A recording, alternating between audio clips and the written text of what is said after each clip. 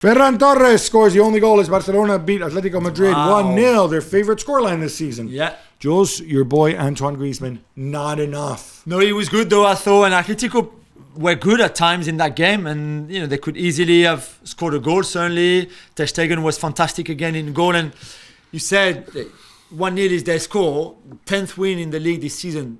1-0. They've conceded only 9 goals in 23 clean sheets. 23 Gab. It's incredible. In the big five, Chelsea, obviously, it is by far the stingiest defense in Europe. Right now. And I think the record, Chelsea and the Mourinho first season, is 10 goals conceded, I think. And there's another team, maybe a Bayern team, with 10 goals conceded the whole season. So Barca, not there yet. But they've only conceded 2 goals at the Camp Nou all season in the league. It's incredible. Good goal, Rafinha with the assist. It was much better. De Jong was there. Pedri came on, much better once Pedri came on, and they could have scored more goals later on in the game. Yes, thank you, Lewandowski, by the way.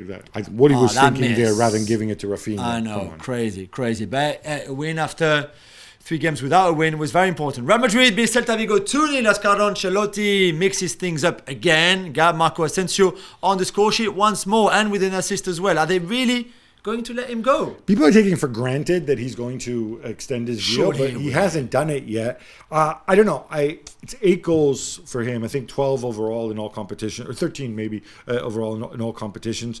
Most of his goals have come off the bench. I think he's valuable, but equally, I could also understand from his perspective. He's got a World Cup coming up. Do I want to be a starter somewhere else? Exactly. He's not going to be a starter at Real Madrid if he stays. Big game too from Camavinga at left back.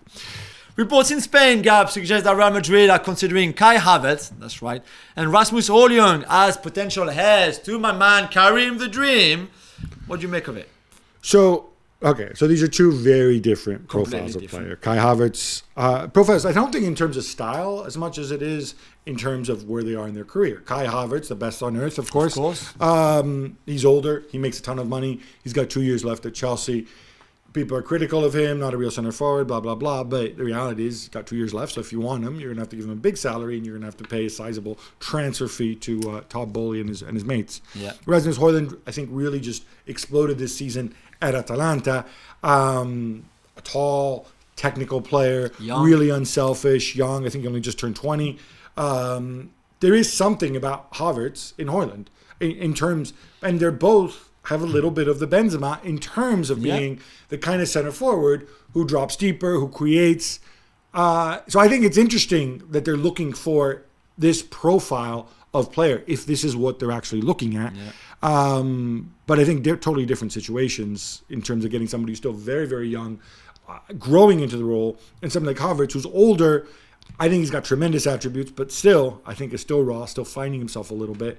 To me, though, neither one of these 2 can be Real Madrid's marquee signing next summer. No, we agree on that, right? Yeah. They have to get a marquee signing, whether it's Bellingham, whether it's Mbappe, whatever. It's not going to be one of these 2 dudes. No.